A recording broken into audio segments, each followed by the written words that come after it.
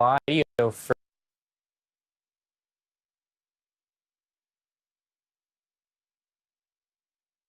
audio broadcasting compatible device. So there's always a cost for progress, but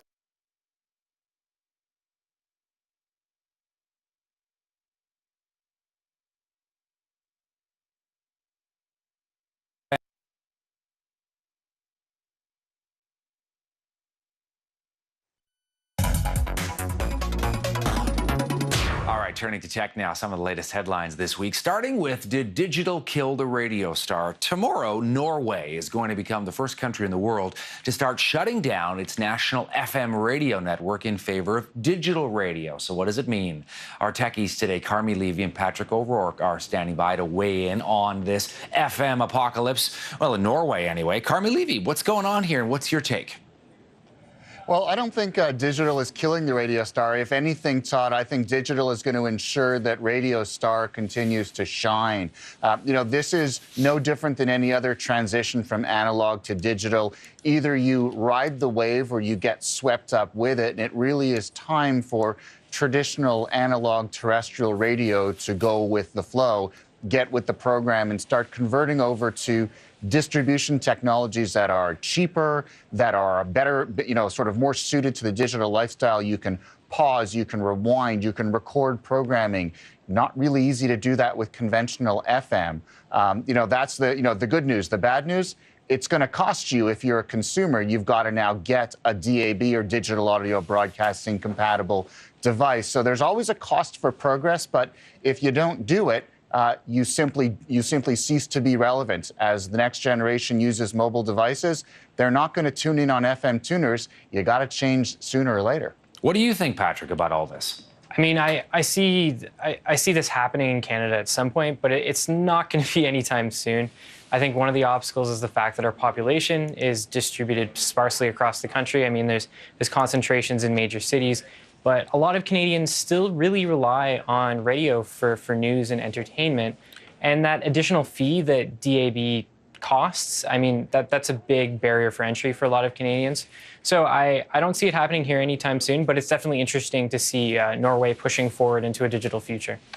All right, let's move on if we can, too, because this is another interesting story. It has to do with Alibaba. I know the two of you are very familiar with it, although a lot of Canadians perhaps are not. This is, of course, an e-commerce site in China. It is huge, bigger than Amazon, and they would certainly like to get a beachhead in North America and get the word out. Now, the founder of Alibaba, Jack Ma, has met with President-elect Donald Trump and pledged that the e-commerce giant is going to create 1 million American jobs in the next 5 years, of course, which is music to Donald Trump's ears based on all the different policies that he believes in and the protectionist, of course, strategies that he wants to bring into play once he becomes president. Carmi, do you think this is smoke and mirrors, or do you think Alibaba can create 1 million jobs in the U.S.?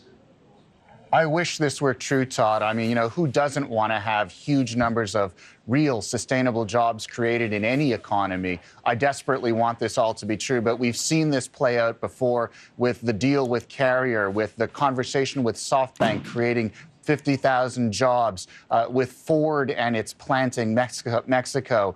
Donald Trump basically grandstanding on these deals that make for really great headlines, but don't have a whole lot of details behind them, not a lot of context. For example, we don't know where these jobs are going to come from. We know that it's going to support small American businesses, allow them to sell into the Chinese market on Alibaba's platform. If that plays out, it would be huge for the American economy. But anyone who thinks this is a guarantee of 1 million jobs in 5 years, no, this is opening a door. It's exciting in that regard, but it's far from a done deal. And to pat Donald Trump on the back at this point, I think it's a little premature. You think, Patrick, about other e-commerce outlets in the United States already, such as Amazon, Etsy, eBay. They have created lots of jobs here. So is this going to be a threat for them, this emergence of Alibaba? I think to continue from what Carmi was saying, like this sounds great on paper, but like many things that Donald Trump does and says, there's no follow through with it. There's no plan. There's no concrete layout for how this will create this massive number of jobs. And then I guess the other thing to keep in mind too is that Amazon is already present in the United States.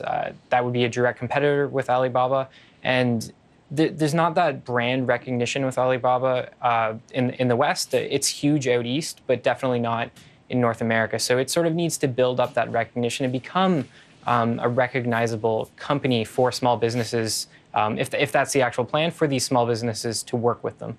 All right, one final thing, and this is something that's going to affect a lot of people because everybody is on Facebook nowadays. The social media giant is going to start showing ads in the middle of its videos. Carmi, does this mean that videos that we all post, I don't know, home videos, cat videos, whatever it might be, does that mean all of a sudden an ad is going to pop up in the middle of it randomly? Yeah, pretty much. I mean, I was reading into it. It's going to follow a similar trajectory to YouTube. Originally, it was focused on publishers of content, so companies that build professional videos and then post them. But eventually it was released to you and me. We would post a video of our birthday party and ads would start appearing on them. It's the same kind of thing here with Facebook. They have literally come out of nowhere over the last 3-4 years. They are a video powerhouse, almost serving as much video as YouTube does. They want to convert all of those eyeballs into revenue. And so this means that stuff that you and I post, stuff that large companies post, stuff that anyone posts, this is going to be subject to that. Great for Facebook, great if you're an advertiser because you now have access to huge markets and huge audiences.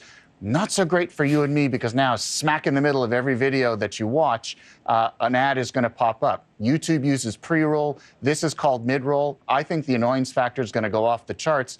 Facebook might want to rethink the strategy, maybe place them in a way that is a little bit less annoying to you and me. Yeah, Patrick, I'm curious what you think the blowback might be on this by Facebook users. I mean, Facebook videos are already pretty annoying to me. I find them quite frustrating in my feed. So this adds another level of annoyance to what already sort of clutters up what Facebook was originally all about. I mean, this was going to come when Facebook went all in on video. We knew this was going to happen with live video, with all of the tools that it's made available to publishers. There's no way that this wasn't going to happen, and it's very much the social network playing catch up with YouTube. These are features that have been available on YouTube for a number of years, and now they're coming to Facebook. Whether or not they pan out and this becomes a lucrative thing for publishers and content creators, that remains to be seen. But the big loser in all of this is going to be the users of the actual social network itself. Yeah, just one final thing, Carmi. I wonder where you think this will go in terms of whether this will get people upset and whether they will log off Facebook and you'll start to see an exodus away, or do they have us already?